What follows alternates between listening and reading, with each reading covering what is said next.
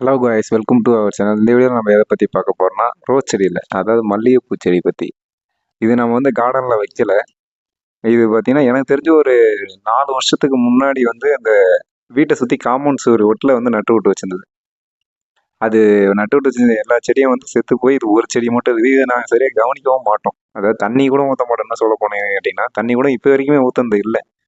இது இந்த மழை பெஞ்சது அந்த மாதிரி தண்ணியிலே வளர்ந்து இன்னைக்கு நான் எதனால் இதை பார்த்தேன்னா, பூ பார்த்தீங்கன்னா சடனாக பார்த்தீங்கன்னா அதிகமாக பூத்துனுச்சு. அதாவது அந்த மொக்கு வைக்க பார்த்து கூட நான் இதை கவனிக்கல. அதாவது இப்படி ஒரு செடி இருக்குதுன்றதே நான் பார்க்கல.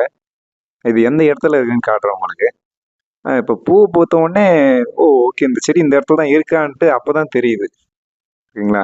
உங்களுக்கு பார்த்தீங்கன்னா இந்த காம்பவுண்டு ஒட்டுக்கும் ரோட்டுக்கும் நடுவில், அதாவது அந்த ஒட்டில் இருக்கும். இது வேற எப்படி இறங்குச்சுன்னு தெரியல. பார்த்தீங்கன்னா உங்களுக்கு கிட்ட போய் காட்டப்போ தெரியும். ஃபுல்லாக கான்கிரீட்.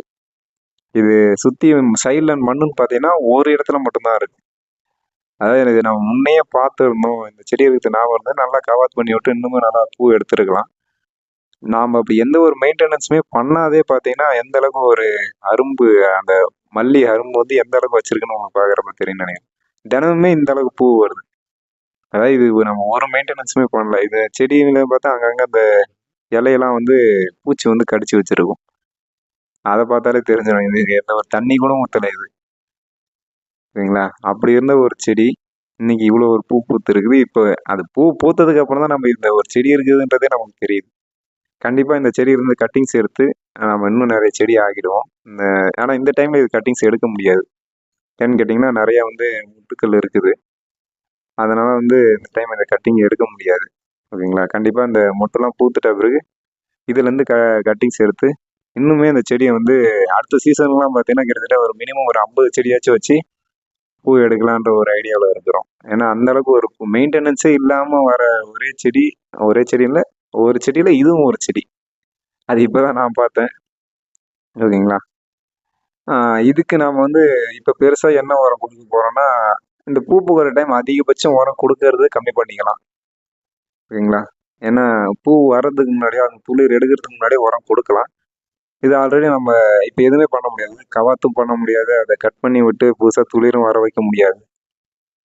ப்ளஸ் ஸ்ப்ரே பண்ணுறது வேணா பண்ணலாம் மேபி. ஆனால் அதை இப்போ பண்ணுறது அந்தளவுக்கு எஃபெக்டிவாக இருக்குமான்னு கேட்டிங்கன்னா எனக்கு தெரிஞ்சு கெமிக்கல் அந்தளவுக்கு பண்ண முடியாது. மீன் அமிலமே கூட இப்போ பண்ண தேவையில்லைன்னு நான் நினைக்கிறேன். சரிங்களா? அந்த இருக்கிற இடம் பார்த்தீங்கன்னா உங்களுக்கு தெரியும் எந்த இடத்துல இருக்குன்னு. இது ஃபுல்லாகவே வச்சுவிட்டு இது ஒரே ஒரு செடி மட்டும்தான் இருந்திருக்குது. அதனால இதுக்கு நம்ம ஒரே ஒரு உரம் இப்போ சும்மா, அதாவது செடிக்கு எதுவும் கொடுக்காத விடக்கூடாதுன்றதுனால ஒரே ஒரு உரம் மட்டும் கொடுக்க போகிறோம். ஆல்ரெடி நம்ம ரோஜா செடி கொடுத்தது தான். அது எந்த உரம்ன்றதை பார்ப்போம்.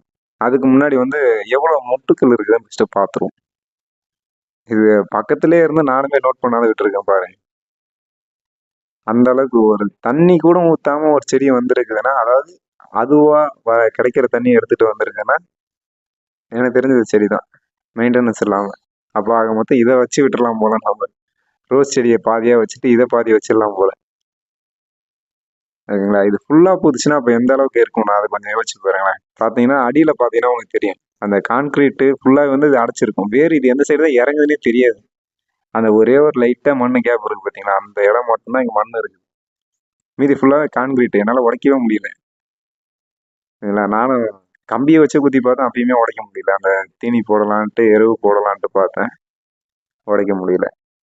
இதுக்கு என்ன உரம் கொடுக்க போகிறோன்னு பார்த்தீங்கன்னா முட்டை ஓடு. அதாவது வேற எதுவும் உரம் இதுக்கு இப்போதைக்கு அடிஷ்னலாக தேவையில்லை. ஏன்னா எல்லா இடத்துலையுமே பட்ஸ் பூ பூத்துட்டு இருக்குது. அதனால இதை மட்டும் இப்போதைக்கு தற்சமயத்துக்கு கொடுத்துருவோம். இதே மேபி ஒரு 20 நாள், அதிகபட்சம் ஒரு மாதத்துக்குள்ளே அந்த பூலாம் பூத்து முடிச்சிட்டோன்னே கவாத்து பண்ணி விட்டு இதுலேருந்துமே கட்டிங்ஸ் எடுத்து நம்ம புதுசாக செடியும் போட்டுட்டு அதுக்கப்புறம் இதுக்கு நல்ல ஒரு உரம் கொடுத்து விடுவோம். இப்போதைக்கு இது மட்டுமே போதும்.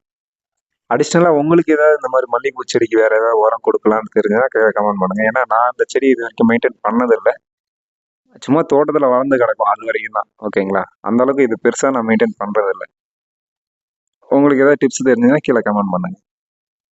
Okay, thank you. அடுத்த வீடியோவில் பார்ப்போம். சப்ஸ்கிரைப் பண்ணாத பார்த்தீங்கன்னா சப்ஸ்கிரைப் பண்ணுறேங்க, லைக் பண்ணுங்கள், ஷேர் பண்ணுங்கள்.